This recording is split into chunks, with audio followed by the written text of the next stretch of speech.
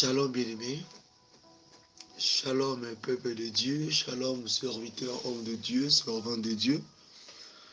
Shalom, Dieu vous bénisse abondamment pour cette rencontre. De prendre encore 1 heure avec Jésus-Christ dans ces nuits, dans le 23e nuit, en suivant ces prières de 40 jours et nuits.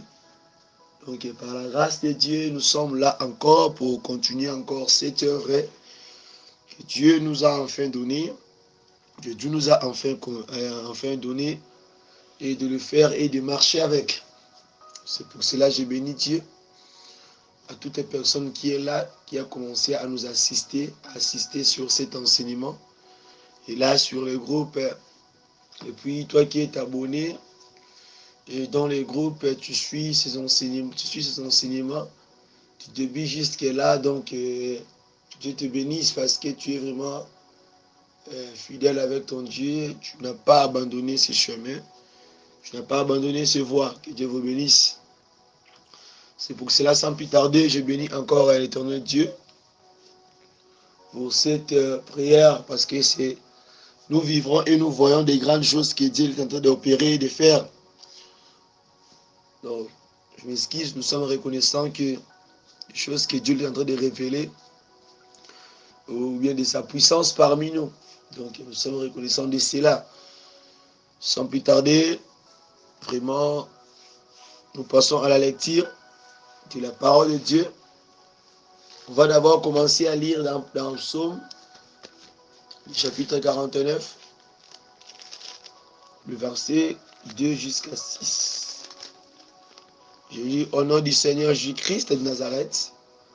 Écoutez ceci, vous tous peuples, prêtez l'oreille, vous tous habitants du monde, petits et grands, riches et pauvres. Ma bouche va faire attendre des paroles sages, et mon cœur a des pensées pleines d'essence. Je prête l'oreille aux sentences qui me sont inspirées. J'ouvre mon chant au son de la harpe. Pourquoi craindrais-je au jour du malheur, lorsque l'iniquité de mes adversaires m'a enveloppé? La parole de Dieu. Nous partons dans le livre de Jérémie 23, le verset 12. Je lis au nom du Seigneur Jésus-Christ. C'est pourquoi leur chemin sera glissant et ténébreux. Ils seront poussés et ils tomberont, car je ferai venir sur eux le malheur. L'année où je les ai châtiés du l'Éternel, la parole de Dieu, que Dieu vous bénisse.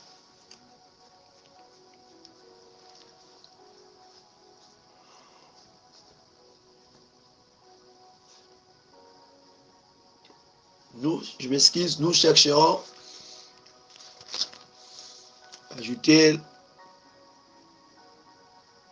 un verset encore qui va vraiment soutenir ces paroles. Et ce verset-là, nous allons chercher et prendre cela.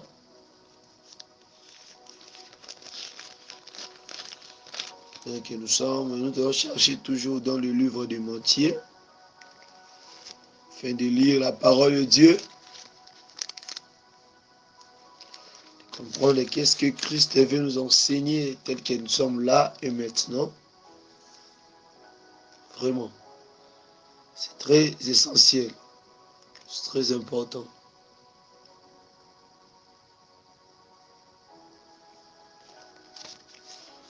D'abord, je bénis Dieu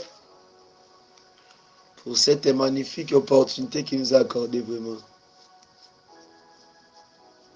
Vraiment, il est digne de cela. Donc c'est très vraiment profondeur. Quand je vois des paroles telles qu'il y a de ce genre de paroles, il fortifie sérieusement. Je vois que c'est vrai, Dieu, il est là et il existe. J'ai même peur car je ne sais pas, je ne connais même pas. Je commence à se poser des questions en disant, est-ce que moi aussi je serai sauvé ou bien? Parce que là, c'est un problème vraiment. C'est un grand problème. Et nous allons d'abord expliquer, et on va encore ajouter les écritures, ce qu'il faut lire. Et tout le bien qui n'a pas psaume, le verset 1er et le verset 2. Soit qui peut le verset 3, c'est quand même le verset 4. Oyezoloba kaka simplement que monoko na ngai ekoyeba kotalisa pe ekoyeba koloba po ete peuple eyoka oyo evandaki na monoko na ngai. Nde ezali phrase oyo David azoloba. Abinasa monoko na ye akobimisa la parole de sagesse. C'est très important. Tozwaki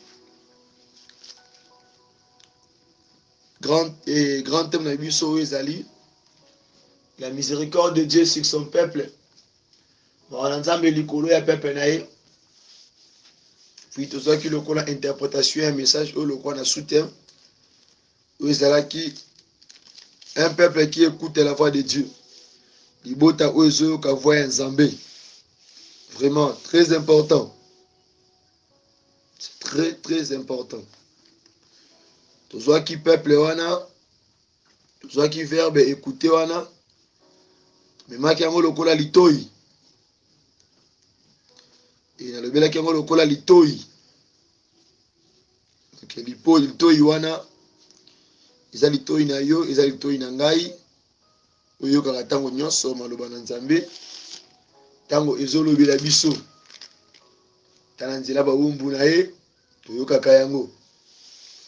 Et tokendaki plus loin pour nous faire comprendre que matoi ezoyoka matoi eza ebele. Mais tolinga te to se limiter kaka na koyoka, mais tolinga toyoka pe to comprendre nini oyo Yesu azoyebisa biso, azolobela biso na ntango oyo alingi totambola ndenge nini, alingi tozala comment. C'est très important lokola peuple de Dieu faut koyeba yango.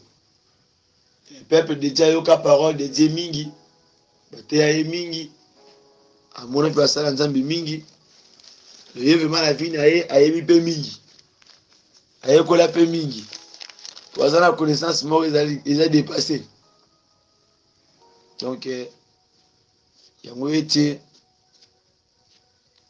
soki otangi mpe na mokanda ya Matthieu le chapitre 22 le verset 21, elimina biso boye, de César lui répondit-tu, alors il est dû, alors il est dû, rendez donc à César ce qui est à César et à Dieu ce qui est à Dieu. La parole de Dieu. Que Dieu bénisse la lecture.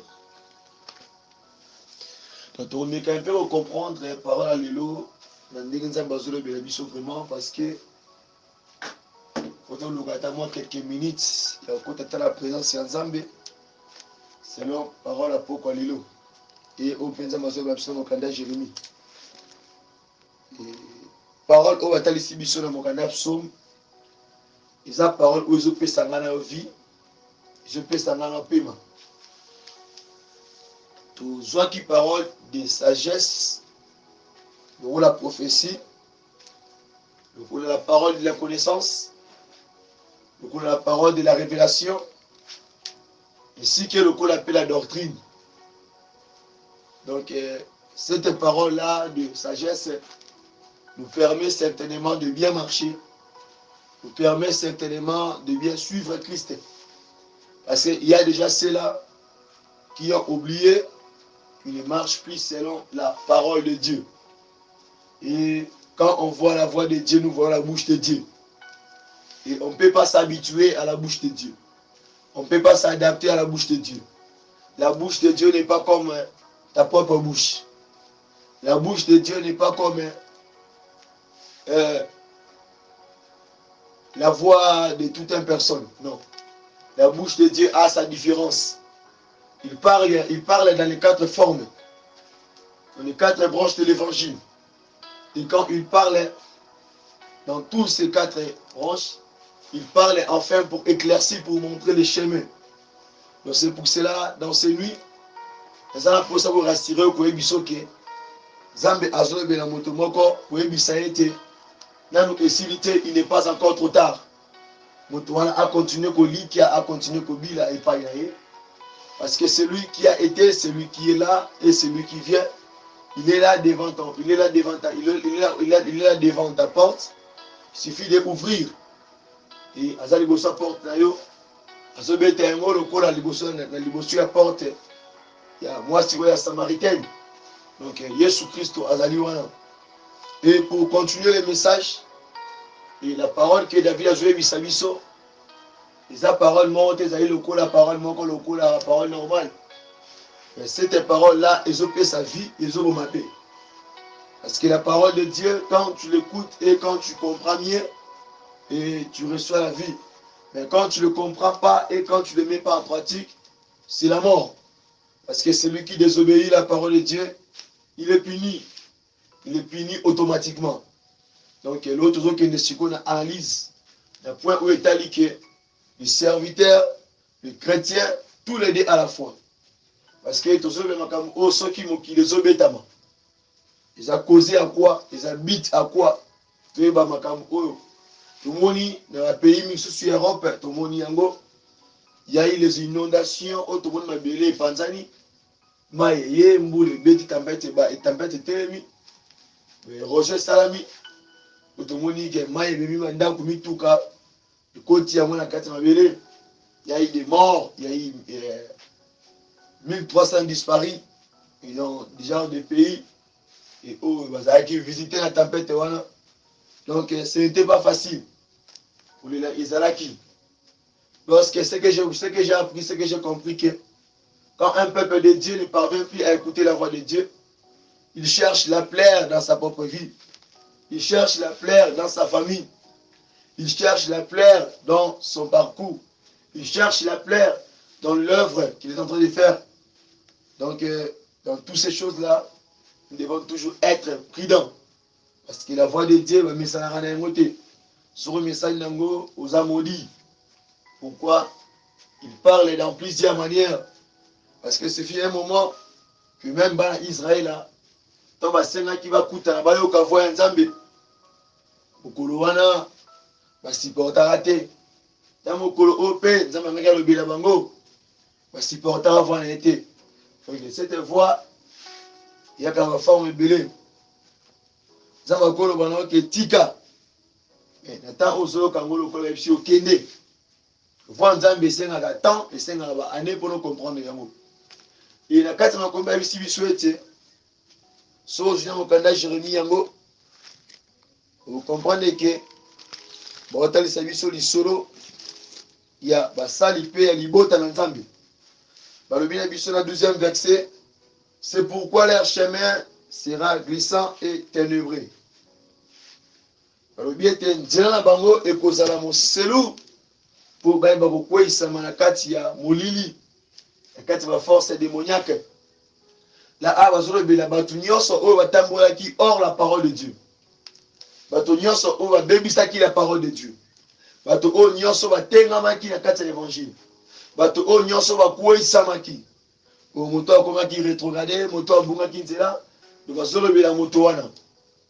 Yango moni soirée ya lelo na nuit ya lelo esenga na biso toyebake ana point a bazolobela bato oyo bakweyisamaki babungaki nzela. Bato oyo bapetinaki l'évangile, incrédule. Bato oyo basabotaki kombo na Yesu. Les serviteurs ou bien les sacrificateurs oyo bazalaki au point oyo batelemaki même mpona kosalir kombo na Yesu. Et lorsque na point oyo Nzambe azoloba ete nzela na bango ezali polele mpona kokweyisama na kati ya misala mabe, na kati ya misala molili. Donc même Dieu aussi il est au courant. Et le malheur oyo ezokomela peuple n'a pas oyo ezokomela peuple. Pourquoi? Ils ont film, ils ont châtiment par rapport à ce que le peuple vendait au Sala. On dit qu'on ignorer la parole de Dieu. On dit qu'on dénigrer la parole de Dieu. abandaki kofinga cette parole, abandaki kocritiquer le nom de Christ, abandaki kodélaisser, abandaki kopesa l'évangile de Christ à distance, lorsque loin de Dieu, loin de cette parole de vie, loin de Christ, il n'y a pas la vie, il n'y a que le ténèbre.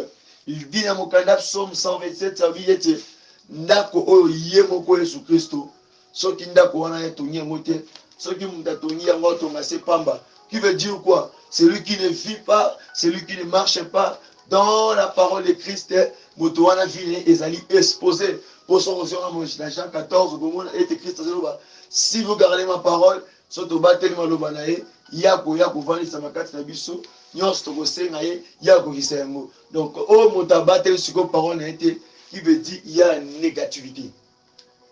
Donc, il y a la négativité totalement. Donc négativité wana e bandi dengeni. Bandi tango moto a pesito a délaissé la parole de Christ. Moto aboko tosa la parole de Christ. Donc moto wana a fongoli nzela. Donc c'est un chemin. A fongoli nzela, a fongoli porte. Pourtant la kisi nzela qui veut dire le diable a connaît nzela wana pour la porte na porte ndako na porte ndako na ko polele. Et porte ndako na sans cellule. C'est sans cadenas, il a sans clé. Donc qui veut dire munguna abokota anywhere tango nyonso alingi, everyday tango nyonso alingi. Donc porte ndako na yo eza sans protection. Yango soko yusu na kana kata mokanda 127 wana ko mona ita lobi même ndako oyo ya battelité soki muta bateli abateli se pamba.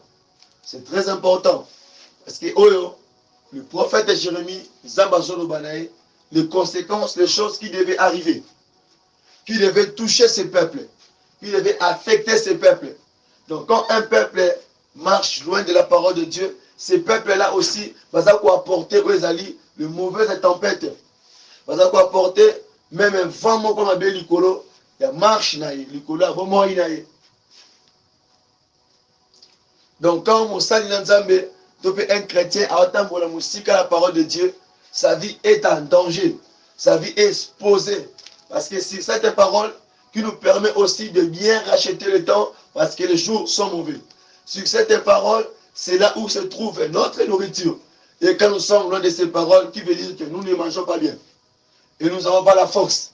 Et ces peuples-là, au cas de problème, bon, ça va vite au kima mango, parce qu'il va y a bien, parce qu'il va y a gâté, de force, on a au kima, et qu'on vous laissé, wapi.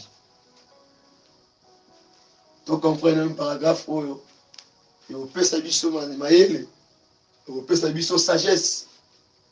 Dès qu'il y a de la atteindre le fils que 10 minutes, il y a la miséricorde de Dieu, et surtout pour la vie de Bisso. C'est très très important. Que Dieu vous bénisse.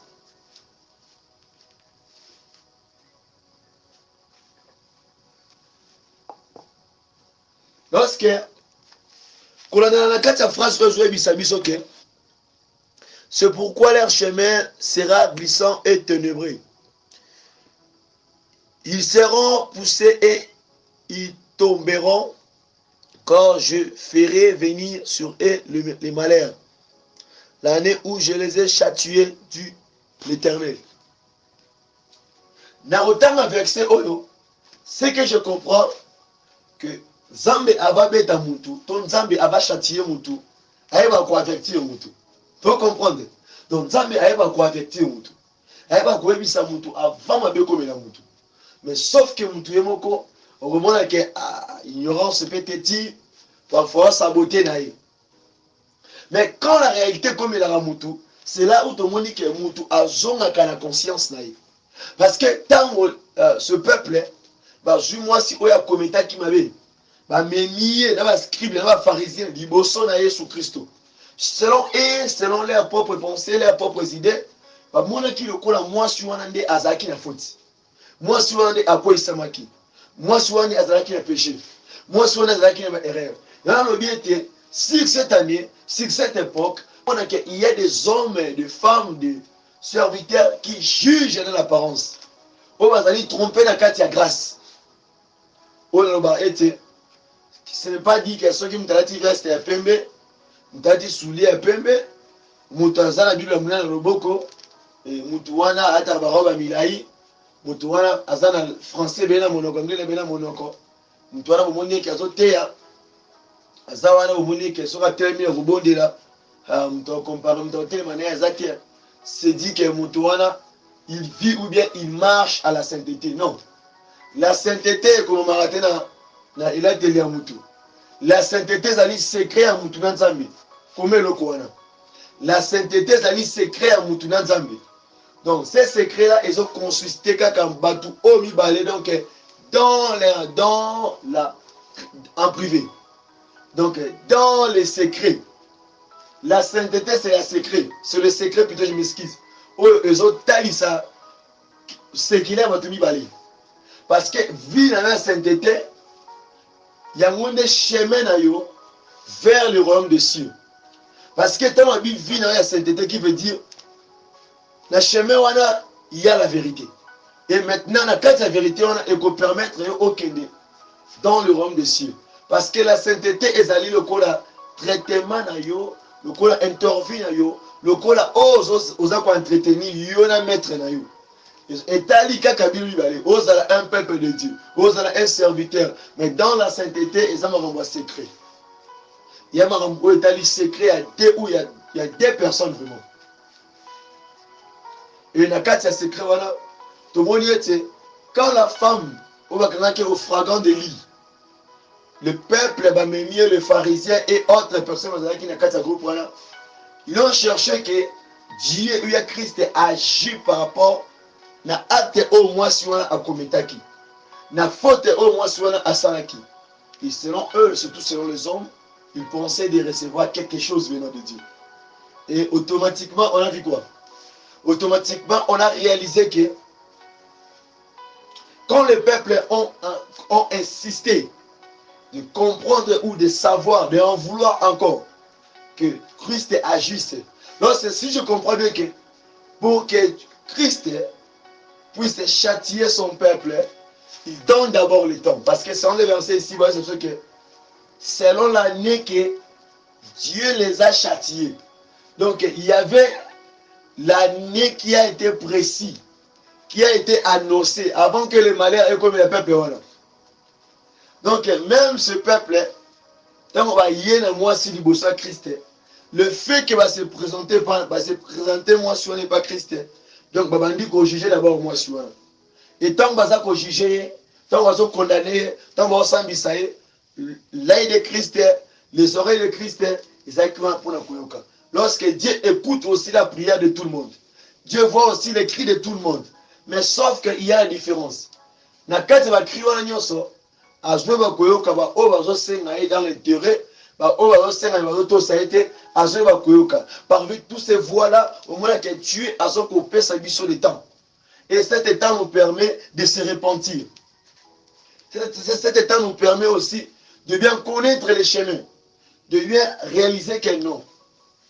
Ce que je suis en train de faire, est-ce que c'est bon? Est-ce que c'est vraiment digne? Parce que ce chemin, quand nous ne marchons pas dans le chemin de Christ, il y a des chemins, non? Parce que si tu ne marches pas aujourd'hui dans le chemin de Christ, l'autre chemin que tu vas marcher sur laquelle, sache que sur cet chemin, il y a toujours la misère, il y a toujours les pleurs, il y a toujours le stress, il y a toujours des malheurs. Parce qu'il n'y a que deux chemins tels que Dieu lui-même l'a créé. L'univers, la terre, toutes les choses, il n'y a que deux chemins. J'insiste. Il n'y a que deux chemins. Et le premier chemin, c'est le chemin de la vie. C'est là où nous trouvons qu'il y a aussi le bien. Et sur le deuxième chemin, nous voyons qu'il y a la mort. C'est là que nous trouvons aussi le mal. Donc si toi un chrétien, si toi un fidèle, l'homme de Dieu, que tu ne parviens pas à marcher dans ce chemin, là où se trouve la vie ou le bien, quand tu n'arrives pas à bien se tenir, à bien marcher, à bien demeurer, sache bien que le contraire de ce chemin, ce sera que la mort ainsi que le mal. Est-ce que nous sommes ensemble? Nous voulons d'abord comprendre et avoir l'idée comment prier. Parce qu'on va prendre juste que 10 minutes dans la présence de Dieu pour prier. Je ne vais pas prendre beaucoup de minutes. Et juste 2 minutes pour prier. 10 minutes seulement. Seulement 10 minutes. Pas beaucoup. Pas plus que cela. 10 minutes seulement. J'insiste, 10 minutes. Quand ce peuple-là, là c'est selon Jean 8, bah suis-moi, suis-moi, bah mais mieux liboso en zombie, liboso kolo Yesu, notre sauveur. Parce que le rôle de Christ est notre sauveur. Et puis en réalité, si je voulais comprendre quelque chose qui est là, Jésus, il a aimé. Jésus, son amour est pour les pécheurs. Vous comprenez cela? Jésus, son amour est pour les pécheurs. Yesu bolingoleza pour la basumuki. Yesu bolingoleza pour la basumuki. Yesu alingaka basumuki. Pose-moi la question pourquoi? Parce qu'il aime. S'il ne les aimait pas, Anagabe Tabango sur place. Il voulait les châtier sur place. Parce que quand ces hommes-là cherchaient à faire finir la vie de la femme, Christ est encore, on a accordé encore le temps encore de se repentir. Vous voyez? C'est pour cela, quand je comprends automatiquement, donc Dieu avait aimé les pécheurs. Parce que le monde, c'est là où se trouve le péché. Donc Dieu nous a aimés par nos défauts. Dieu nous a aimés de la manière que nous sommes. Dieu nous a aimés. Il n'a rien à lever. Il nous a acceptés dans nos défauts, dans nos mauvaises marches, et dans notre tétitesse, dans notre incrédulité, dans notre mauvais comportement, dans ce que nous faisons du mal devant Christ. Donc Dieu nous a aimés de la sorte. Nous sommes ensemble.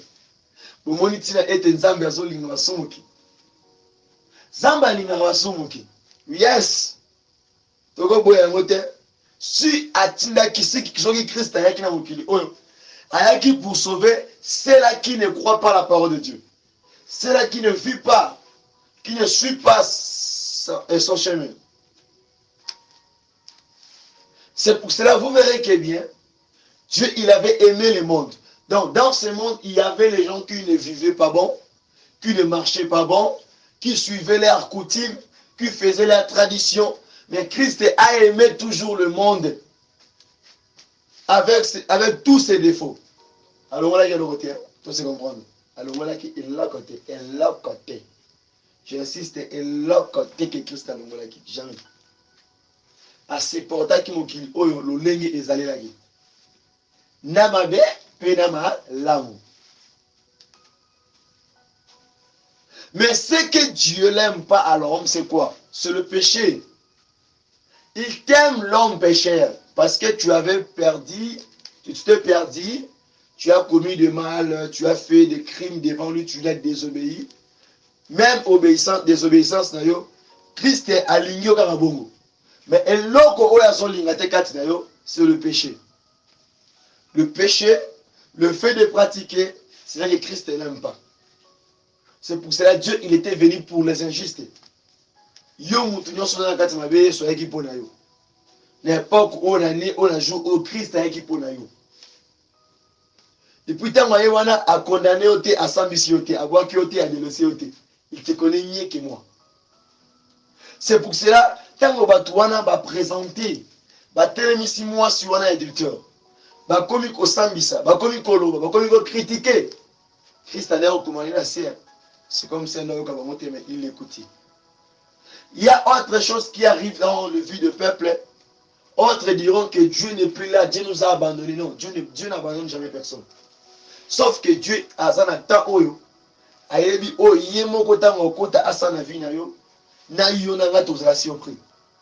Parce que ce temps-là, même si batia kimitambo, même si yo kina kata passé, même s'il y avait des circonstances yamabe, même si le coroner qui n'apporte un pour nayo, même si l'ange des morts s'est présenté devant ta porte, même si le monde cherche vraiment la perte nayo, même si que batelio mitambo, même si ba déesse, même si ba ndoki, même si ba chef coutumier, même si ba marabout, même si ba féticheur, même si mokili etelio mitambo abe, même si natango ozo kangai, bazo menacer vie non à mort, même si natango ozo allez hospitaliser, ozo allez condamner, ozo allez bloquer, ozo allez lier, même si natango ozo recevoir ma combat spirituel, ba flèche à mabe, ba flèche à boutou. Mais moi je te dis une chose, quand tout ce monde là, bazo luka ete yo kwesama, ozo anancer au mona pasi, mais Tango monga ekobeta ndeng na vie na yo. Tango ton rédempteur, tango ton Seigneur, tango ton Sauveur, Jésus-Christ, à côté les manapostes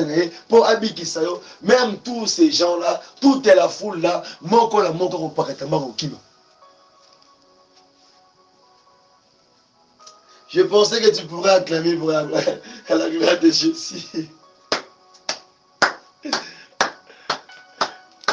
Cette prière est vraiment merveilleuse, est vraiment bon et surtout pour nous.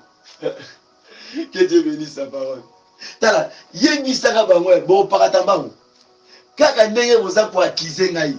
Kaka ndenge bo delese ngai. Kaka ndenge bozo luka vina ne suka mabe. Mais mokolo wana boko paratambango. Parce que les gens qui accompagnaient la femme à cela qui adultère, ou à commettre qui adultère, ou à quelqu'un qui est offrant de liba, qui n'a preuve, parce que quelqu'un qui est le beaucoup. Mais mokolo wana, même preuve wana, même situation, même position, on va mona na vie na yo. Tango yeso zo telema, azo kota na vie na yo. Akozwa nini? Minoko wana kana bango wana. Kana ne ba ko akize. Bana ko kamala mpo na yo na même minoko wana ba changer ba ko bongo la CG. Ya. Et très important. C'est très important. Et tout ce monde-là, ils vont commencer à se repentir. Bon, y'a nzela moko. Parce que tout le chemin. Bakoya nzela moko.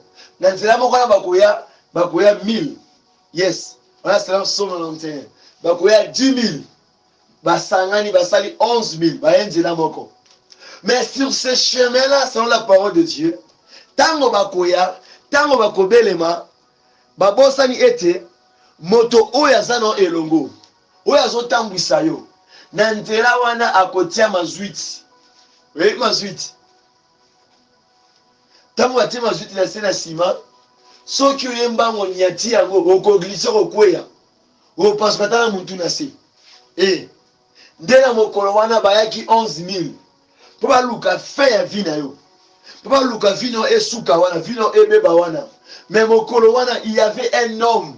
Oya sopaki mazwiti na nzela. Il y avait un homme. Tango bateli ba pointo misapi. Ba ye belé. Ba komi ba nyonso. Tango komi ka on peut commettre fin na vie na yo. Mon frère ba comprendre te glissement moko ebimanga mokolo wana. Donc o ayaki simba bato bazo kwela lokola bazo beta bango ba double patte. Lorsque ba double patte wana ezaki ba double patte ezaki en esprit.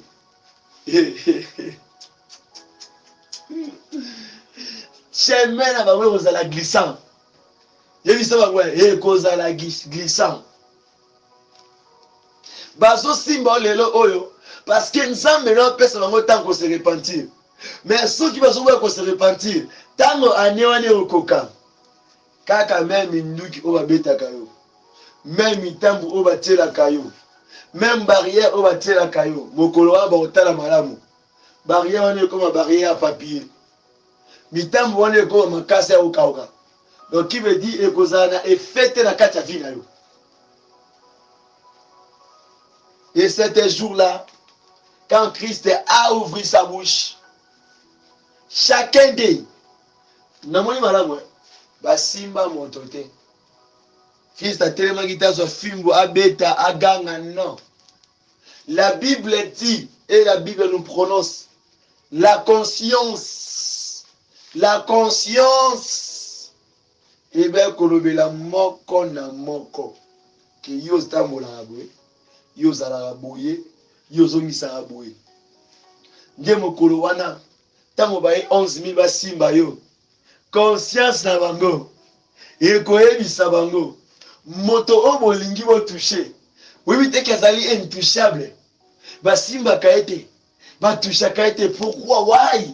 Parce que nzoto na ye, son corps totalement, ezali demeuré. Et ça y a bombama dans la présence de Dieu. Qui veut dire sa vie totalement.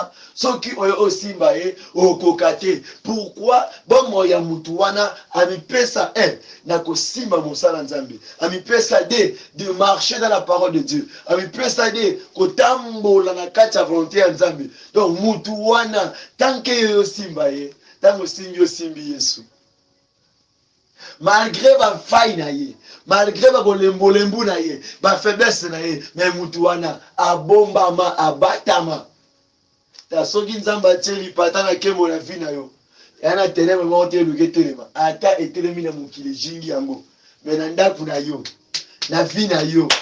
Ah, lipata na kembo wana, ya défense na yo. Ya défense na yo. Ya défense na yo. Aïe, aïe, Jésus.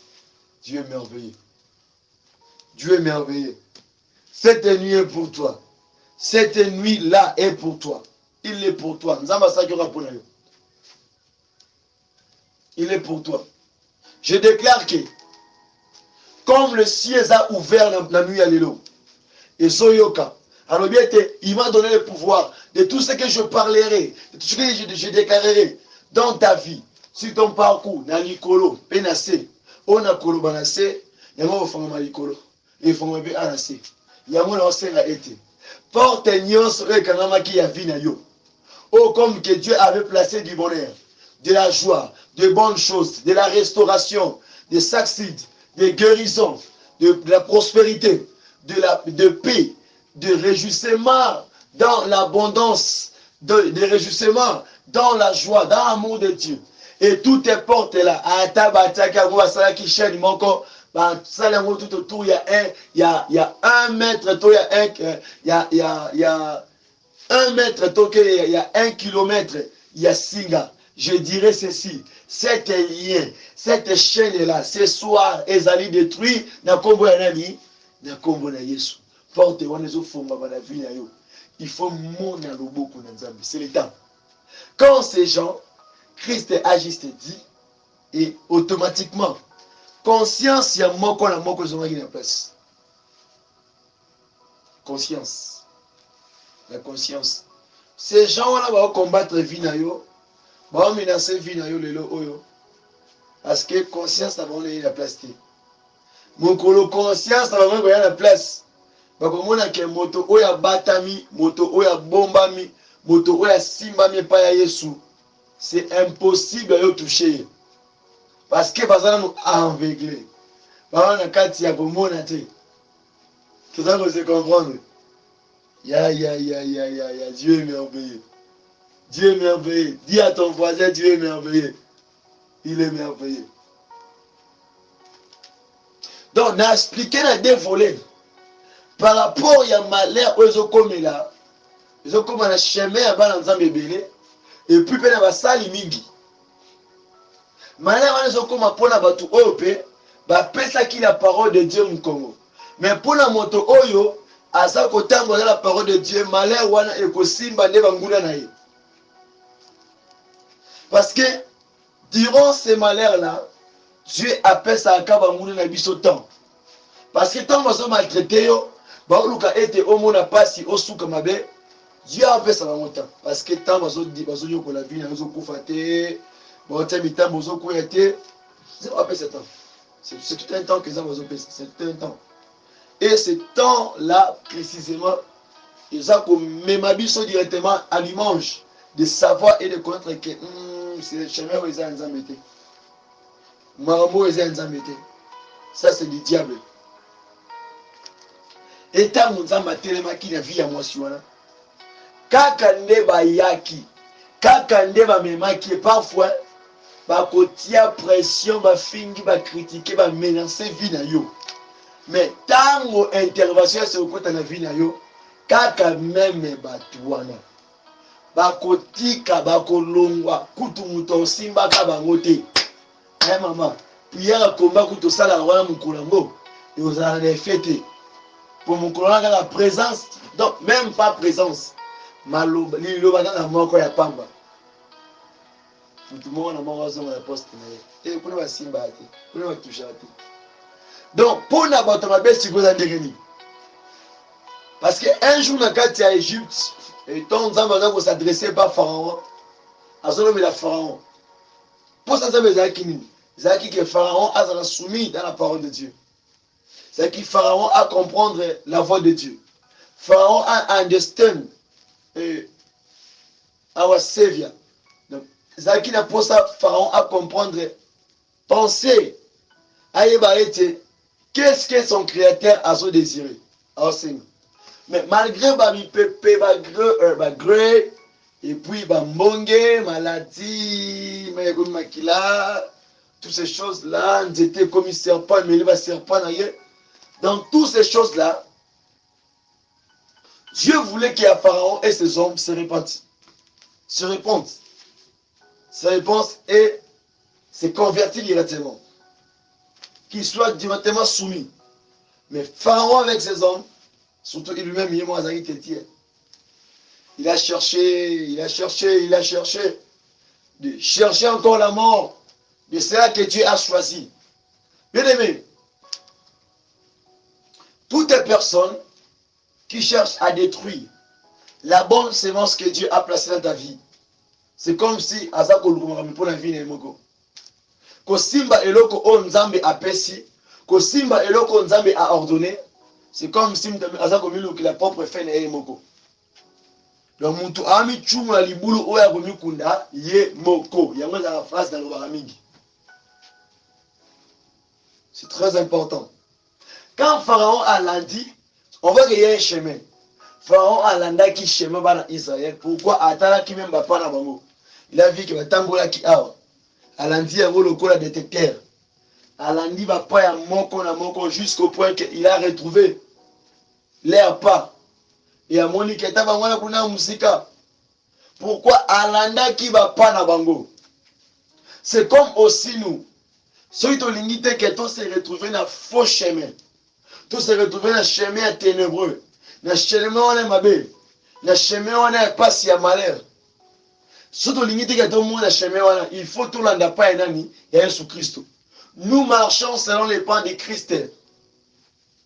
Tozo tambola kala matambe na ebisika oya lekana ki to tamboli pe na katuana. Tous ensemble, c'est très important. C'est très important, c'est très très important pour Pierre et surtout pour Nayo. Et sur ces chemins-là, tant on l'a dit pas Jésus-Christ, quand c'est lui à l'auto, ça autant on n'a pas Jésus-Christ, automatiquement à autant on a bon chemin. Et le chemin autant on a, il y a toujours la provision, il y a toujours la vie, il y a toujours l'assurance, il y a toujours la bénédiction. Il y a toujours le succès, il y a toujours la protection, il y a toujours la paix, il y a toujours l'amour, il y a toujours la joie, il y a toujours la bonté, il y a toujours les bonnes choses que Dieu avait prononcées sur ta vie. Que Dieu vous bénisse.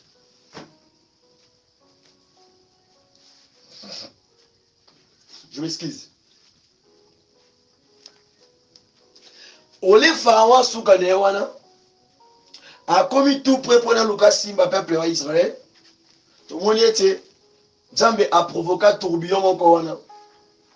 Tempête ya makasi. Où il permettra quitter kasi Pharaon a kokako poussana pour toucher ce peuple là. Lorsque Muntoma bena katia shema Muntoma lamu, shema wana est comme la mabe. Pourquoi? Parce que ces chemins-là qui destinés pour le peuple. Et moi, on a été le lot, dans Matthieu 7, entre 21, que Ming va être Seigneur, Seigneur, on va être beaucoup crieront ces jours, on va être les bibliothèques. Parce que, et cause de la tête, donc, tout le monde est bakoya. Tu vas comprendre. Hein? Nana sa phrase sur l'anzoto. Donc, Elohim, batu nyonso bakoya. Donc, bakoya na nzela wana e madame, bakoya bango nyonso ebele. Mais tant comme juste quand on chemin à la porte, c'est là maintenant il y aura la distinction. Tout le monde a été tirage ko salema, zamba ko longola, ako benda ba oyaye. Puis ba oyaye ba koya wana selon leur propre conscience. Mutamoli ke na tambola kiwe. Ah, ayena a continue à péter. Mais moto atambola ki mabe a kokokate au pouce à la porte wana pourquoi? Parce que sa conscience est au reproché. Sa conscience est au teaching. Sa conscience est au remède. Sa conscience est à quoi que tu avais mal marché. Et pour ces choses ici, ce n'est que la conscience qui juge. Quand le peuple a zobé ta malheur comme il est, conscience nazoyebisa ke oui natambolaki mabe, oui nazalaki enfant rebelle to nazalaki moto moko ya mabe liboso ya Nzambe, je n'obéissais pas à sa parole. On comprend cela, il faut comprendre cela. C'est très important pour nous. Et na tourbillon wana, parce que selon notre pensée, on avait pensé que dans ce tourbillon, Pharaon peut comprendre aussi que non. Chemin on a dit que nous avons natika na ngai, natika na ngakaka. Donc nazonga na ngata esika la ki na ngai, natika watu wa kina bango. Mais malgré ma bémotement, oh my God. Il y a d'autres personnes qui sont dans la kangai. Na place à Luka ayeba aza positioning. Aza bisika nini pour à désirer à moi le bon Nzambe, pour à Luka mon Nzambe à la miséricorde de Dieu, mais azo préféré à critiquer. Azo préféré à dénigrer parole au en otalaï. Et bien tout le français de. Voilà n'est pongité. Alors qui désire ce qui désire ce qui veut iner. Bandika utama kele ga makele homme de moi liboma. Donc tango yo sala eloko bongo le contraire osa komi manakati ya libulu. Parce que tu connais pas quel esprit qui m'anime.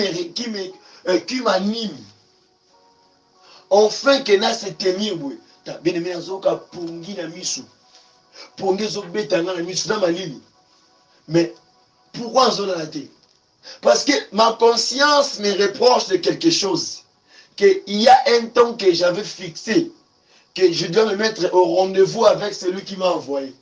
Avec celui qui m'a choisi. Avec celui qui m'a appelé. Afin de servir. Afin d'aller parler à ses brebis. Hey. Here. Baloba na bango. Basala makita. Batia mitambo. Mais ceux qui ont tambo na Yesu. Nyoso bakolo bezali impossible pour ta vie.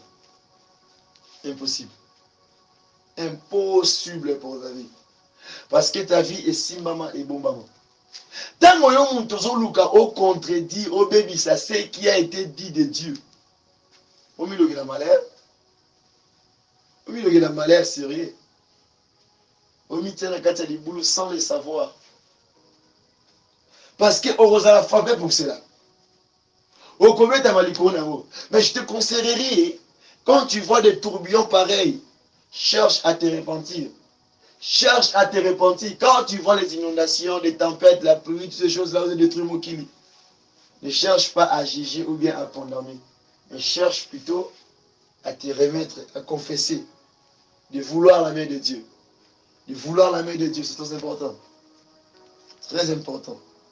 Vouloir ou chercher la main de Dieu. Et quand tu cherches la main de Dieu, quand tu t'es soumis, quand tu t'approches de lui, qui veut dire tu es là sur son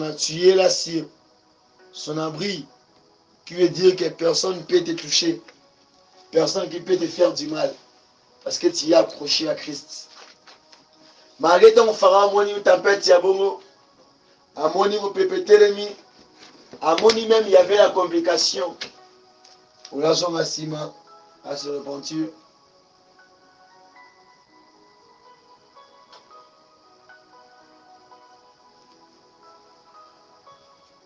Yemoka préféré. Atambola nae, nakati na be. Yemoka préféré à suivre ses propres voies. Donc il y a aussi cela à Zoyokan évangile, Ote Yaïl. Mais à préférer nae, ami kota na kati ya débauche, ami tika na kati ya manji, ami tika na kati ya idolâtrie, atambola na vie na mabe. Mais ayoki à vivre pe amoni. Parce qu'il y a ceux-là où va croiser miracle dans la vie. Il a aussi eu de bons prédicateurs. Il a aussi reçu de bons hommes de Dieu. Où va y a qui n'a chemin naï, va l'obé la qui va talisa qui est réalité à vie. Mais talika va saboter. Va t'en beau maman ou ma bateau. Va distraction. On l'a les poignées dans le bagage de Zanatina. Et mon coloana, tant que va Israël. On va dire qu'on traversait le premier jusqu'au dernier, le riche et le pauvre, le plus petit au plus grand. Tant que misika makona bango na kati ya océan et na kati ya mai, bakomi na ngambo mboka. Bien-aimé, remis le kanaki. C'est que ça passait là, bien-aimé, et ça linga kobanga, et le kelinga mayele, on l'a dit kanaï à l'andi. Lorsque la Bible sur ce chemin-là, leur chemin, verset là profond, c'est pourquoi leur chemin sera glissant et ténébreux. Ils seront poussés et ils tomberont, car je ferai venir sur eux le malheur, l'année où je les ai châtiés, dit l'Éternel. Donc, malheur, topé, kokuya oyo bana, Égypte, armée à Pharaon, bato mabe oto basaki bakweyaki na kati ya mer rouge. Et nous comprenons que ezalaki année précisément oyo etangamaki, oyo ezalaki prévu, ceux qui va se repentir était leur vie va finir pareil. Il y avait des magiciens, il y avait des savants, il y avait des commandos, il y avait des grands nageurs, mais mokolo wana nage mona na quitté. Mokolo wana, il y avait la fin de toutes les choses. Bien-aimé, yom tozo kanga tozo landanai, il faut jamais jouer avec la voix de Dieu. Il faut jamais mépriser la voix de Dieu. Parce que ozo salawana, ceux qui n'ont bon chemin, sache bien que Christ a souhaité de bonnes choses pour toi. Mais ceux qui n'ont mauvais chemin, sache bien qu'il y a aussi de mauvaises choses qui t'attendent. Et ils aussi que au comme juste na jour topé na date. Oh yemoko ya yeso tsaki pona. Ce qui arrive à la date wana et sili et comme il a accomplissement du parole. Et mokolo wana il y a année oyo pena mois oyo topé na semaine na jour na heure. Oyo okozala cha o moto wana ko beta ma par rapport. Il y a désobéissance, il y a incrédulité, il y a ma bé on est commettre. Ça vous c'est comprendre. Ne mokolo wana armée nyonso ya Pharaon ezalaki englouti na kati ya mai, emelamaki na kati ya mai, bakweyaki, bakufaki, baperdaki nyonso oyo bazalaki nango.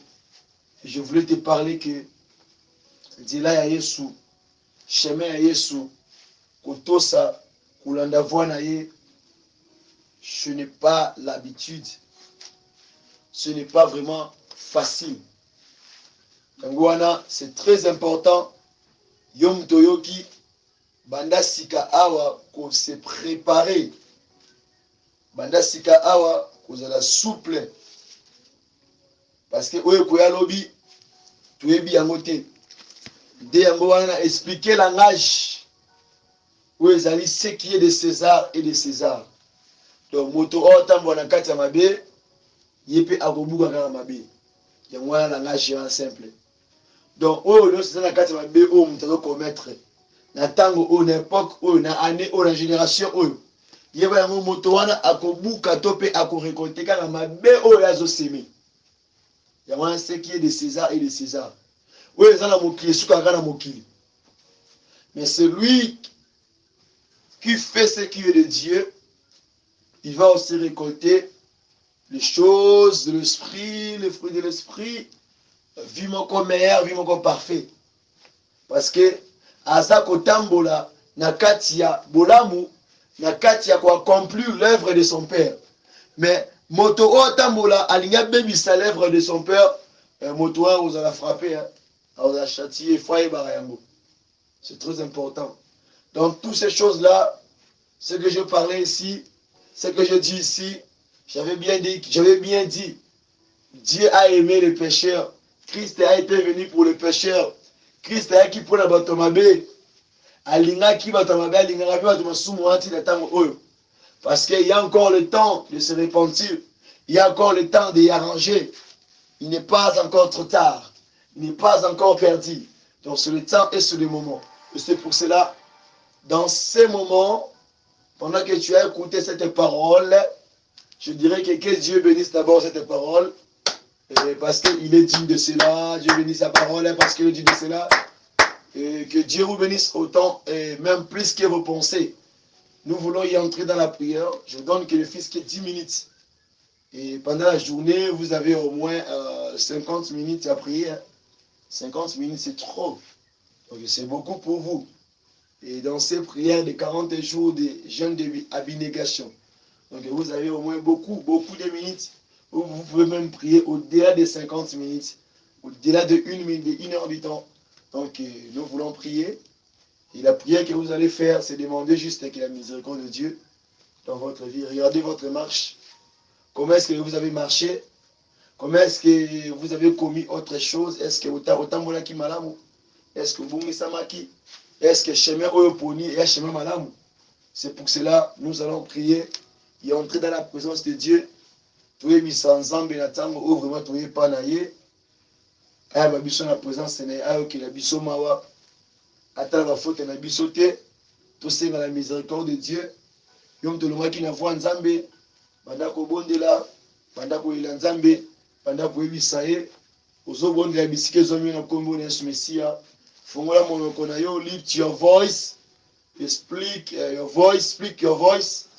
Yebisa nzambe, supplier nzambe par rapport à Ozomona, par rapport aux Olekanango. Parle à ton Dieu. Si j'agis à Fukama, s'allonger. Parle juste à ton Dieu. C'est le bon moment de parler avec ton Créateur. Tout bon est comme bon est celui-ci.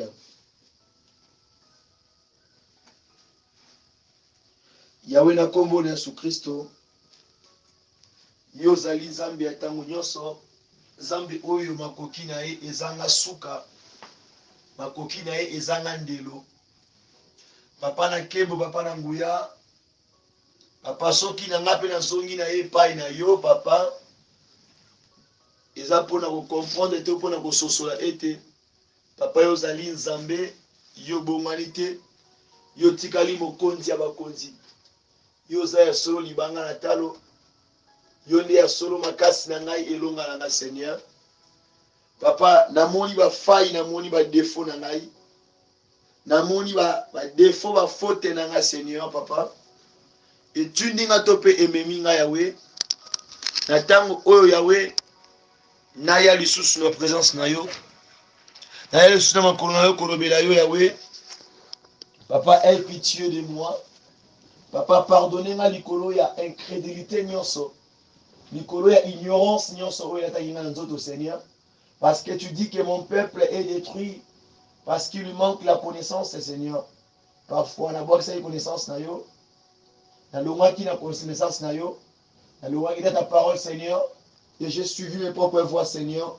Na mitambwisa qui na kati ya iniquité. Na mitambwisa qui na kati ya mabe. Na mitambwisa qui na kati ya incrédulité, Seigneur. Mais me voici devant toi, Seigneur. Je voulais kobongisa encore liboso na yo, papa. Parce que tu dis que racheter les temps quand les jours sont mauvais, Seigneur. Papa, na yo kozo mon asema kona, Seigneur. Et pour te supplier, pour n'avoir biso ke Yahweh, je me suis mal marché. J'ai mal marché, papa. Yokelanga mawa. J'ai mal marché, papa. Limbisa ngai. Na tambola ki mabe. Na mérité te, papa, kozana kati ya présence na yo. Na bongi na nga na ngote, Seigneur. Naza moto o aza plein de défauts. Aza plein de erreurs, Seigneur. Mais c'est pour cela, là, maintenant, Seigneur, je me réponds de mes fautes, Seigneur. Je me réponds de mes défauts, Seigneur. Papa, ainsi que papa, yoka mawa limbisa, papa. La loi qui n'a qu'à t'y avoir, non, Seigneur. Depuis ta moulaï, Seigneur, n'a pas ça que mon Congo, Seigneur. N'a rejeté qui évangile, n'a yo papa. Yo qui l'a m'a appelé limbisangai. Yo qui l'a m'a appelé pardonner, n'a Seigneur. N'a tambola qui n'a jamais mon comme à la montée, Seigneur. N'a loi qui a eu n'a pas ça que mon Congo, Seigneur, qui l'a m'a ouais. N'a Congo, n'a Yesu. Yahweh yo kamawa. Yahweh yo kamawa, papa. Yo kamawa, Seigneur. Yo kamawa El Shaddai. Yo kamawa na tango au Seigneur. Papa na tombo ngo na sepa na Seigneur za pona kobondela yo. Za pona kolobela yo Seigneur. Za pona kotalisa Seigneur. Sans yo papa na zala ngelo côté. Sans yo vie ezali matata pona nga Yahweh. Sans yo zala ngokufa na kufa Seigneur. Il y a rien de spécial, il y a rien du bonheur Seigneur. Papa na zoni Seigneur kono Seigneur, pardonnez-moi Seigneur. Parce que la ligne un jour za la sauver. Na mona loboko na papa dans ma vie. Na mona loboko papa na kati ya ministère Seigneur. Na unaza kosala Seigneur papa tala manili makasi pongi pe na misu zobeta papa na ndimi na boya ko kanga misu na ngai Na se privé na pogi, na se privé na mbetu na nga Seigneur. Na se privé kutu na malili oyo ya na tellement na présence Seigneur loba Seigneur. Na tali de gauche à droite Seigneur papa. Et je suis pour l'alliance wana. Ata pour l'amour wana. Ata pour l'affection na Seigneur. Otika te Seigneur na suka bu Seigneur. Otika nga ite papa. Yawe mawana yo. Mawana yo papa. Kanisa symbole beaucoup na yo. Mawana yo papa za likula ministère oyo. Ils allaient couler le ministère de la repentance, Seigneur, papa. Ils allaient couler la marche dans la Seigneur. Ils allaient couler la conduite dans la Seigneur, papa. N'est pas les laisser par là, n'est pas se laisser par là, papa. Simbola bikamo, symbole beaucoup na yo, na mona bikamo na yo. Symbole beaucoup na yo, na fait bikamo quatre dans la Seigneur. Oui, oui, tikanga te Seigneur. Je sais que Seigneur, même s'il n'est pas encore l'air, Seigneur, que je vive ce que tu avais dit pour moi, Seigneur. Laisse-moi s'attacher à toi, Seigneur. Son amour, il est Seigneur. Et comme il s'en a fouillé, comme il s'en a combo na yo. Et comme il s'en a fouillé, à connaître le combo na yo. Parce que nous avons été, toi tu peux tout. Toi tu peux tout, Seigneur. Tu peux tout parce que tu es le comparable à Dieu, Seigneur. Papa, ne fais pas qu'il y ait un bon sama. Mais ça a été, Seigneur. Oui, en banga, je suis en présence, Seigneur, qui l'a mawa. Il y a mon supplié, il y a mon abondé, papa. Bon banga, Yahweh. Batelanga, Seigneur. Limbisanga, Yahweh. Même si nous avons liboso ya groupe ya bato oyo bazoluka balongola na parole na yo bazoluka ete na koisama papa yo permettre te na bungisama olinga te ke na simba ma Seigneur po soki na simba mi Seigneur mosala onde kofingama bakoseka yawe evre na yo permettre te ke nzoto oyo tonga moko mutu Seigneur na suka na négativité na suka na malheur Seigneur. Mais Seigneur, prévenir. Seigneur, prévenir, Seigneur. Simba le boko na yo. Simba la miko na Seigneur, parce que amour na ko quitter Seigneur. N'allez pas na papa. Yo loba. Yo telimba Seigneur. Yo oya okata makambo o papa. Tango ko kisi na kombo Yesu Kristo. Et Yahweh. Papa, na senge pa na yo Seigneur. Yo kamawa. Mawana likula ministère. Mawana likula santé oyo. Mawana likula marche na ya bo chrétien Seigneur. Mawana likula évangile na Seigneur. Mawana katima loba na Seigneur. Aie pitié de moi Seigneur. Obaka ngai tutika na papa. Na senge pa na yo papa. Oui ba ko toucher, ba ko simba Seigneur. Papa manifester na kati ya nguya na yo papa. Yo kilanga ma simba loboko na yo. Na kombo na Yesu Kristo. Yango na supplier yo pour ndimi to sali yango. Yango na bondeli yo pour ndimi to sali yango yawe. Na kombo na Yesu Kristo papa. Loboko na nguya eza mokuste pour na kobikisa. Ima to eza musiki pour na koyoka papa. Pour te reconnaître Seigneur puis na tubu la faute na Seigneur. Il va faire na ngali boso na yo Seigneur. Papa pour na mona une année de grâce Seigneur. Na vivre yango Seigneur. Et ta miséricorde dans ma vie Seigneur. Et papa na kombo na Yesu Messia. Papa tikete gâteau oyeye. Pour te tolia yango. Et puis ça biso makasi. Ce gâteau là ezala yawe. Gâteau oyo ko fermer biso. Ezala gâteau oyo ko ute pa na au Seigneur. Parce que nous allons payer un solo et puis ça biso makasi Seigneur. Et si que ton sang et si que ma ezali lokola makila na oyo kati na biso Seigneur. Makila oyo salaki alliance na biso Seigneur. Makila oyo salaki na alliance akoko na biso Seigneur. Makila oyo salaki exemption ya kolongola biso na kati ya condamnation na kati ya malheur Seigneur. Et que le sang de Christ Seigneur est sous un temps pour nous sauver et pour la remettre en différence Seigneur. Na kombo na Yesu Kristo. Papa na ndimi ete losambo onga na sali Seigneur tant oyo.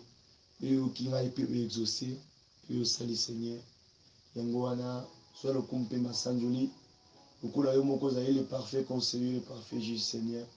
Papa pouvoir. Papa tina fin ya service au Seigneur.